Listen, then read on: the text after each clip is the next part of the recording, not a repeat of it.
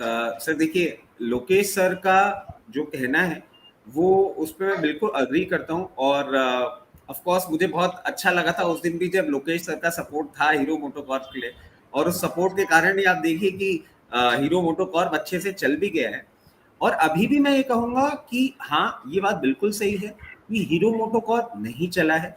अगर सर एक छोटा सा डेटा मैं आपके सामने लाना चाहूंगा कि अगर हम फॉरवर्ड गाइडेंस भी देखें अर्निंग के हिसाब से, तो हीरो मोटोकॉर्प करीबन 16x पे ट्रेड कर रहा है।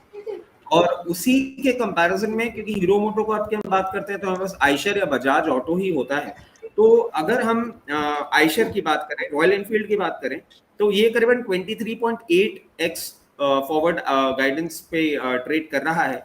और यहीं पे अगर हम बजाज ऑटो की बात करें तो 20.53 पे ट्रेड कर रहा है।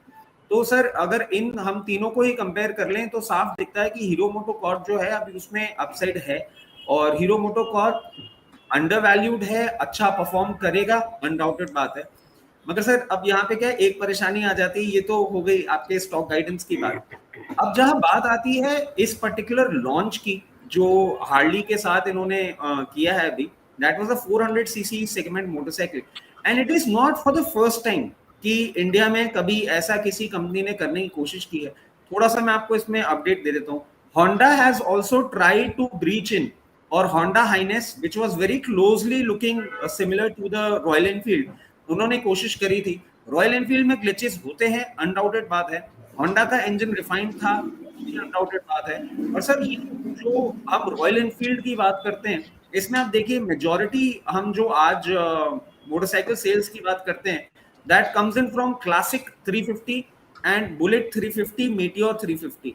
ये आप मोटरसाइकिल सेगमेंट देखेंगे sir, it is a classic roadster motorcycle. इसके अलावा अगर इस मार्केट में आप देखें तो केटीएम भी ऑलरेडी 300-400 सीसी सेगमेंट पे सर्व कर रहा था, हस्कवर्ना भी 300-400 सीसी सेगमेंट में सर्व कर रहा था। तो आई रियली डोंट बिलीव कि हार्ली का ये लॉन्च रॉयल एनफील्ड को कोई क्लियर टक्कर देगा। और रॉयल एनफील्ड की एक और चीज बता दूं सर, इस सेगमेंट में they are commanding near about 43% margin. अगर मॉनेटरी टर्म्स में बोलूं तो पर मोटरसाइकिल सेल जो रॉयल एनफील्ड करता है करीबन 75,000 रुपए रॉयल एनफील्ड कमा रहा है। अब सर आता है दूसरा थ्रेट, वो थ्रेट मैं जरूर मान सकता हूँ थोड़ा सा प्रॉब्लम कर सकता है। वो आया सर ट्रायम्फ की तरफ से, बजाज जो स्पीड 400 है, वो एक ऐसी मोटरसाइकिल है जो रॉयल एनफील्ड स्क्रैम्बलर जो स्क्रैम 411 लेकर आया है उसको थ्रेट दे सकता है। समहाउ आई बिलीव कि आयशर मोटर पे कोई क्लियर डेंट, कोई क्लियर प्रॉब्लम अभी दिखती नहीं है, क्योंकि जैसा आप बता रहे हैं ऑटो एंथुसियास्ट, और sir I have been a part of many riding club, और जो हमारे जो राइडर्स होते हैं वो रॉयल एनफील्ड के लिए ऐसी उनकी फीलिंग है कि Royal Enfield is our motherly motorcycle. कुछ हो गैराज में नहीं हो चलेगा, रॉयल एनफील्ड पार्क्ड है, मतलब हाँ आप एक हार्डकोर बाइकर हैं, आप हार्ले ले लीजिए, ट्रायम्फ ले लीजिए, कुछ भी ले लीजिए, बट रॉयल एनफील्ड सर अभी तक मतलब आई बिलीव, क्योंकि मैं 20-25 एज कैटेगरी के साथ भी राइड करता हूँ, हिलाना थोड़ा मुश्किल है सर।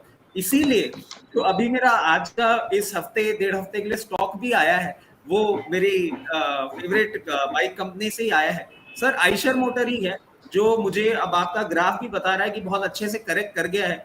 और कहीं ना कहीं ये जो न्यूज है ये पूरी डिस्काउंट हो चुकी है, और अब लोगों को ये बात, क्योंकि अब मोटरसाइकिल के रिव्यूज आना चालू होंगे, तो आई बिलीव ट्रायम्फ का थ्रेट और हार्ली के थ्रेट में ट्रायम्फ का थ्रेट थोड़ा सा दिखेगा, बट हार्ली सबसाइड होगा। पर्सनली मैंने उस मोटरसाइकिल के बारे में जितना सुना, देखा और समझा, मुझे बहुत ज्यादा एक्साइट नहीं कर रही है, मगर ट्रायम्फ जरूर कर रही है और वो एक थ्रेट बन सकता है।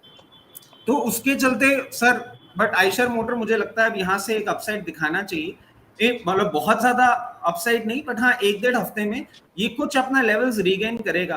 तो करंट लेवल्स जो है एट 32-20, यहाँ पे आप एक बाइंग पोजीशन इनिशिएट कर सकते हैं with a target of 3360 and 3540, और स्टॉप लॉस मैं थोड़ा सा डीप दे रहा हूँ, बट मुझे नहीं लगता ये हिट होना चाहिए एट 2980।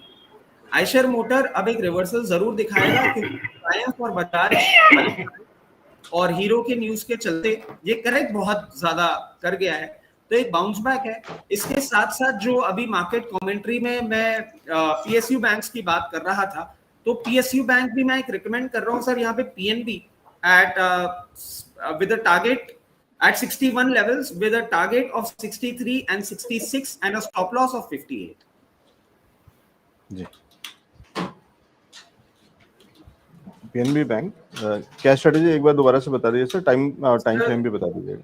टाइम फ्रेम सर वही 1 से 1.5 हफ्ते के पीएनबी बाय कर सकते हैं, क्योंकि अभी आप देखें चार्टिकल पैटर्न्स पे लास्ट वीक ही इसने एक ब्रेकआउट दिया है and I believe in time to come for week and half ये 63 और 66 के लेवल्स हिट कर सकता है और स्टॉप लॉस होगा इसका 58। चलिए, तो ये है